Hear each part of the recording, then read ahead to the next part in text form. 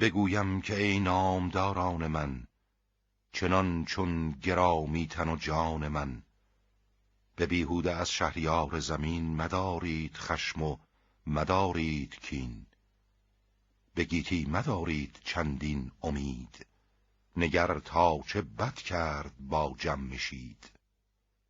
به فرجام هم شد ز گیتی به در، نماندش همان تاج و تخت و کمر. مرا با شما هم به فرجام کار، بباید چشیدن بد روزگار. دل کینه ورشان به دین آورم، سزاوارتر زان که کین آورم.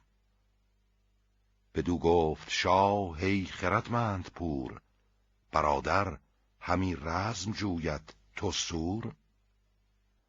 مرا این سخن یاد باید گرفت، ز مه روشنایی نیاید شگفت. ز تو پرخرد پاسخی دون سزید، دلت مهر پیوند ایشان گزید. ولیکن چو جانی شود بی بها، نهد پرخرد در دم اژدها. چه پیش آیدش جز گزاینده زهر، کش از آفرینش چنین است بهر. تو را ای پسر گر چنین است رای، بیارای کار و بپرداز جای. پرستنده چند از میان سپاه، بفرمای کایند با تو به راه. ز درد دل اکنون یکی نامه من، نویسم فرستم بدان انجمن. مگر باز بینم تو را تندرست، که روشن روانم به دیدار توست. یکی نامه بنوشت شاه زمین، به خاور خدای و به سالار چین. سر نامه کرد آفرین خدای، کجا هست و باشد همیشه به جای. چنین گفت کین نامه پندمند، به نزد دو خورشید گشته بلند. دو سنگی دو جنگی دو شاه زمین، میان کیان چون درخشان نگین. از آن کو ز هر گونه دیده جهان، شده آشکارا برو بر نهان. گراینده تیغ و گرز گران، فروزنده نامدار افسران. نماینده شب به روز سپید، گشاینده گنج پیش امید. همه رنج ها گشته آسان بدوی، برو روشنی اندر آورده روی. نخواهم همی خویشتن را کلاه، نه آگنده گنج و نه تاج و نگاه. سه فرزند را خواهم آرام و ناز، از آن پس که دیدیم رنج دراز. برادر کزو بود دلتان به درد، وگر چند هرگز نزد باد سرد. دوا نامد از بهر آزارتان، که بود آرزومند دیدارتان. بیفگند شاهی شما را گزید، چنان کز ره نامداران سزید.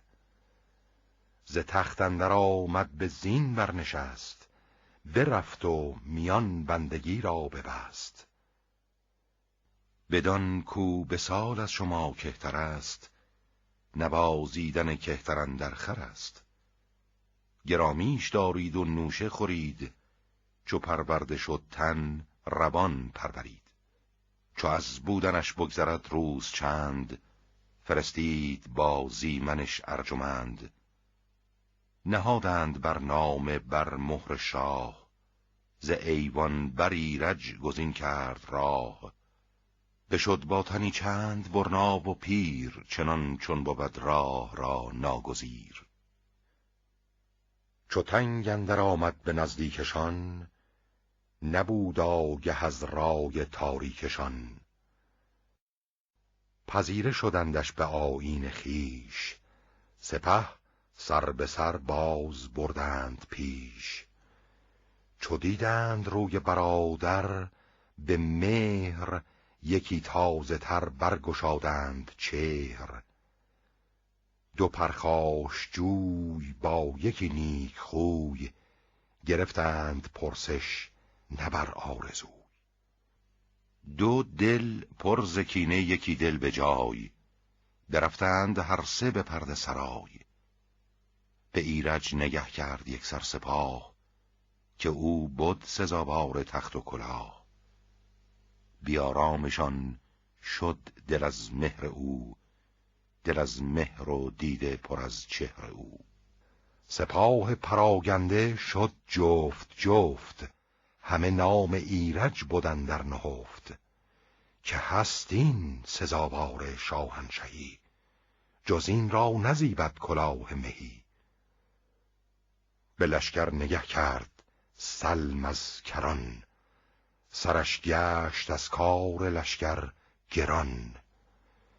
به لشکرگه آمد دلی پر ز کین، جگر پر ز خون ابروان پر ز چین. سراپرده پرداخت از انجمن، خود و تور بنشست با رایزن. سخن شد پژوهنده از هر دری، ز شاهی و از تاج هر کشوری. به تور از میان سخن سلم گفت، که یک یک سپاه از چه گشتند جفت. به هنگامی بازگشتن ز راه، نکردی همانا به لشکر نگاه. سپاه دو شاه از پذیره شدن، دگر بود و دیگر به باز آمدن. که چندان کجا راه بگذاشتند، یکی چشم از ایرج نبرداشتند. از ایران دلم خود به دو نیم بود، به اندیشه اندیشگان برفزود. سپاه دو کشور چو کردم نگاه، از این پس جز او را نخوانند شاه. اگر بیخ او نگسلانی ز جای، ز تخت بلندت کشد زیر پای.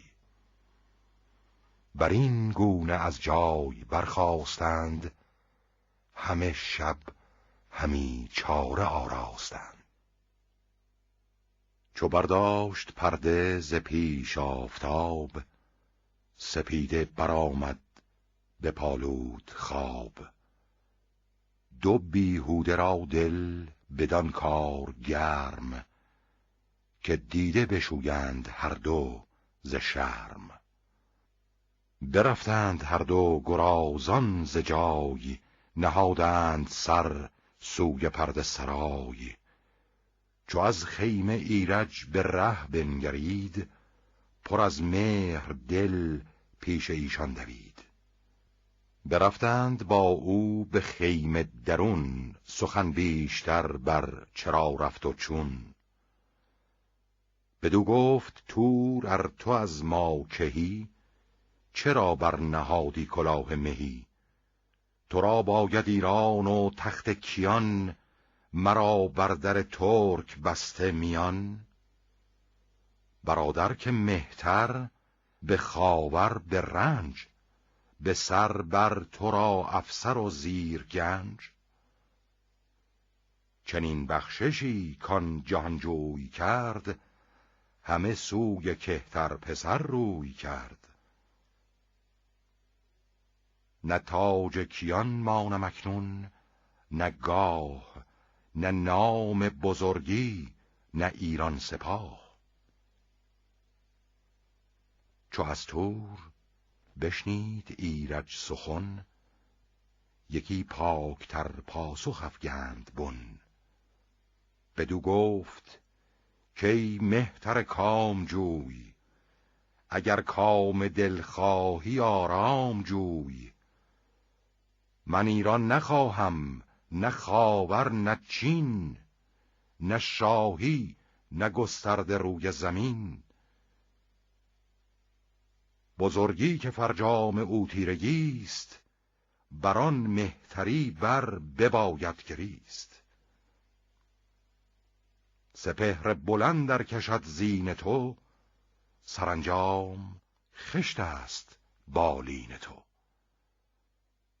مرا تخت ایران اگر بود زیر، کنون گشتم از تاج و از تخت سیر.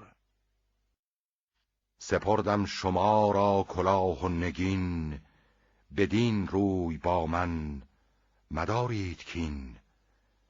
مرا با شما نیست ننگ و نبرد، روان را نباید برین رنجه کرد. زمانه نخواهم به آزارتان، اگر دور مانم ز دیدارتان. جز از کهتری نیست آیین من، مباد آز و گردن کشی دین من. چو بشنید تور از برادر چنین، به ابرو ز خشم اندر آورد چین. نیامدش گفتار ایرج پسند، نبد راستی نزد او ارجمند.